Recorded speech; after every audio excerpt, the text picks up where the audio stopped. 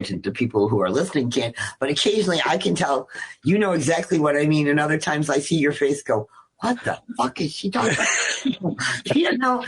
And it's hysterical. And I have to remember that you have said you've been on the periphery, so you have the vocabulary, but you really didn't pay attention to what we were talking about. We were two crazy ladies in the corner. And me, yeah. And, I'll be the first one to claim that label, because sometimes we got out there, but we'd start these philosophical discussions, and we were here in reality, and all of a sudden we're somewhere east of Mars and heading God knows where. Yeah, Susie used to call that going half astral. Oh yeah, exactly. Because all of a sudden we're out there, and how the hell did we get here? But it makes perfect sense at the same time, and I don't want people to think that all of this has to be work. Yeah, there's work involved, because you have to figure out what pieces still fit and what pieces you're going to throw out and what pieces you have to go find now that you know you're missing some pieces. Well, and that's kind of where I'm going to turn towards. Yeah, I hope that people that are listening, I hope that you can go and notice and find and see and acknowledge those little spiritual moments or spiritual awakenings that you're having through the day. Mm-hmm. Simply because I really believe, just like I'm noticing more and more synchronicities and coincidences. Well, of course I am. I'm paying more attention to the synchronicities. And so, I guess my message for the day would be spiritual awakenings, like Elizabeth was saying, doesn't have to be about some huge life-shattering event. It can be walking down the sidewalk on a Tuesday and thinking, I don't hate myself today. There we go. So wherever you are on your path, I hope you're able to notice that you have spiritual awakenings sometimes when you don't even notice that you're having them. There you go. And I think that's another part of it, is very often we get so busy with life, and life itself is a spiritual awakening if you are participating. And sometimes it's the most mundane stuff. We consistently showed up on time every day this week. And if you are a person who doesn't value time or doesn't pay attention to time, or think, oh, well, if I'm there and everybody else is waiting for me for 10 minutes, it's no big deal. On a mundane level, creating that habit of today I'm on time, and look at the better reactions I get. And that's a very mundane thought, in terms of the change, but that's that small change that all of a sudden I'm getting positive reactions. And every change is small in the moment and large in the effect. I think so. I truly do. And I think that's the biggest part about is those little pieces of spiritual awakenings. They're small and they may seem insignificant, but keep track of them. Write them down. Mark them in your phone, for God's sakes. We're all attached at the hip. Set a reminder to yourself. I noticed that. And then at the end of the day, look at all your notes. And just here's another idea, and if I can remember to do this tomorrow, I'll send out a tweet from two young crones with the hashtag spiritual awakening. Mm-hmm. And if you have a spiritual awakening this week, folks, just tweet about whatever your awakening was, tell the entire world, put it out into the ether, and throw the hashtag spiritual awakenings on it. We'll see if we can get some momentum. I like that idea. I'll be the first one to say I am not good with social media. I'm learning. I really am. It is possible to learn social media as you get older. And my theory is if I get stuck, just like I do anytime I'm using my cell phone or something with the computer, I yell for one of the grandchildren and they come explain it to me or fix the button that I pushed by mistake, or I call Dave. It's like, I'll call him, I am here and it says this. And I'll hear, what did you push?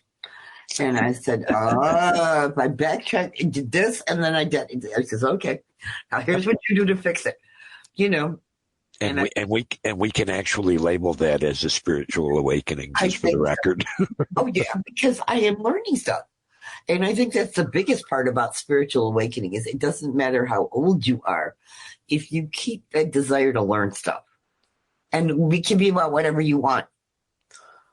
And if you keep that desire going, you're going to have spiritual awakenings. I don't care. It's going to happen because spiritual awakening starts with a desire to grow more than anything else or be different. You don't different than what we have always been. Yeah, exactly. It's like you're talking about, I'm walking down the street and I'm not actively hating myself. Yep. Okay. That may not be growth per se right that minute, but the fact that you have a desire to change what was is a big damn deal. Sure.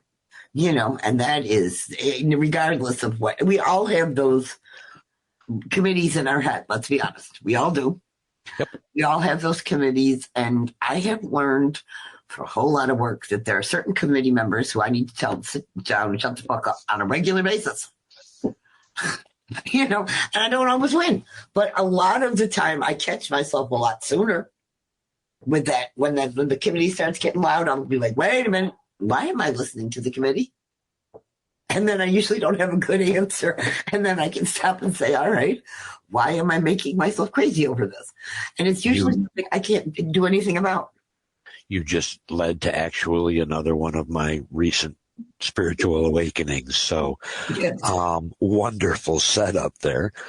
I realized after 50 some odd years of listening to that committee that meditation for me is a way to step outside the building where the committee lives.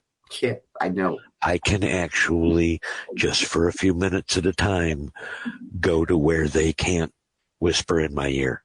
Mm-hmm.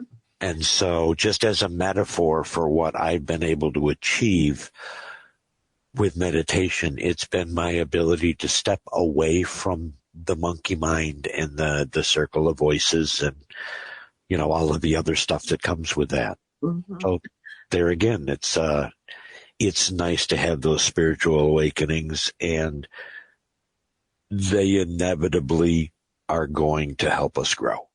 I think so. And like you said, and sometimes it isn't permanent because the committee's going to start up again once you stop meditating, in essence. But they may be a little quieter for a while. Sure. Sure. And I think that in itself is when you are actively pursuing a spiritual practice, however it looks to you, and you are doing little things all the time because you like what you're doing, or it satisfies you, that internal spark of the divine that we've talked about. That spark gets a little brighter. When we do this stuff, we grow, period. Unequivocally, we grow and we change. That's, in essence, the start of a bigger spiritual awakening, because then we're able to look around and say, okay, I practice this way. I've practiced this way for the last however long. Does it still work? Does it make my spark happier? And we learn to question.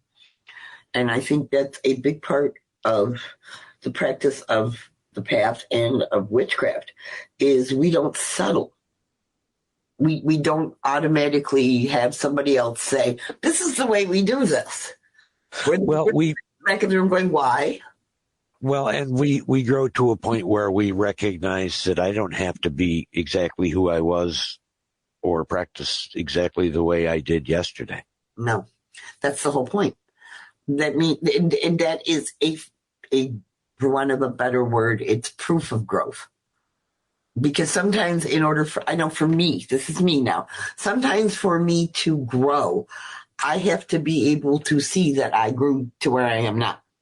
Sure. And I did things and I switched stuff around and I tried this and I tried that. And somehow part of it worked and it got me to here. Something that did not work for you before, you found a way to work it. Yep. Yeah, exactly. or something that was working stopped working, and I could put it down and pick up something, try other things until I figured out what I needed now. Right. Which is a great metaphor for getting into recovery when you think about it from all kinds of things. They stopped working, you know. I mean, I learned finally that I did not want to kill myself actively every day, which means I stopped trying to kill the spirit inside of me. And I woke up and said, wait a minute, why am I doing this? It's not fixing what's broken or what's driving me nuts inside. I can ignore it for an hour or two if I'm high enough, but it doesn't fix it. And when I got clean, and believe me, I went on a spiritual search because I wanted that spirituality. And I tried a whole lot of different things, and I kind of backed into witchcraft. And suddenly, what I thought about the universe, somebody else was talking about in the same way. And I was like, okay. Of course, what I thought about the universe then is probably vastly different because that was like 20 years ago. And I have changed and grown, and my beliefs have changed and grown. But I have learned that it's hard. Witchcraft calls to me. And it works. And until it doesn't, I'm going to keep on doing it. And it doesn't matter who agrees with me or disagrees with me. Because there are all those people out there who have to figure out their own way of doing shit. Right. What more can you say at that point? You're shaking your head at me, and I'm going, yeah, he gets it. You know, we each have to figure out what works. And that's frankly, I'm wondering how much of that is going to have to be edited because you wandered way out into a rabbit hole. Oh, that's okay. So I've been doing that for years, and people seem to like it. But we talk about that stuff way out in the rabbit hole. We come back around, though, because when you think about it, you know, spiritual awakenings are all about making those changes that you need to let your spirit grow.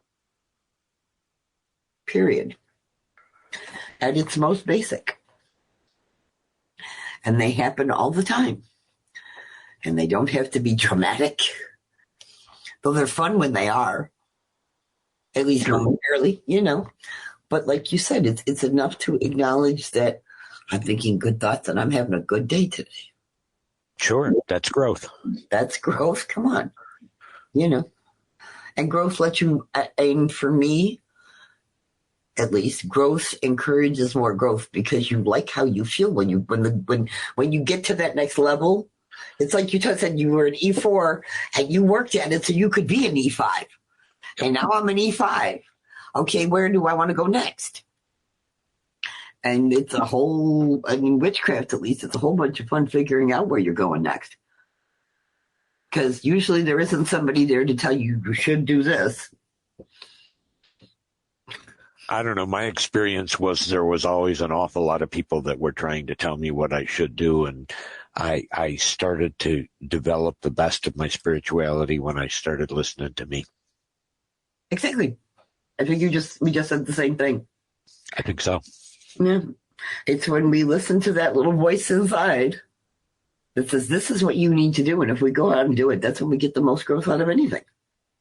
None of us comes with a list of things that says, if I do this, this, and this, and this, and this, the world is perfect. We have to figure out today what I need to do to make my day go well and grow. And that's an awakening because I have to figure it out. I can tell you how I've experienced spiritual awakenings and what I've done, but you have to have your own. Sure. Okay, well, as you said, I think we've talked ourselves in and out of several rabbit holes in there tonight, but that's okay too, because that's one of the best parts of these kernels, I think, is that we start out with a little piece of an idea and we start playing with it and see where we end up. Makes sense to me. Anything you want to add before we say it was fun? No, I think I think I'm good. I like it when you smile. I haven't seen too many of those over the years. I get serious Dave a lot. Because usually I'm trying to fix something for you. But, that's okay, too. I like serious Dave as well. All right, I am officially out of coffee. Oh, that sucks.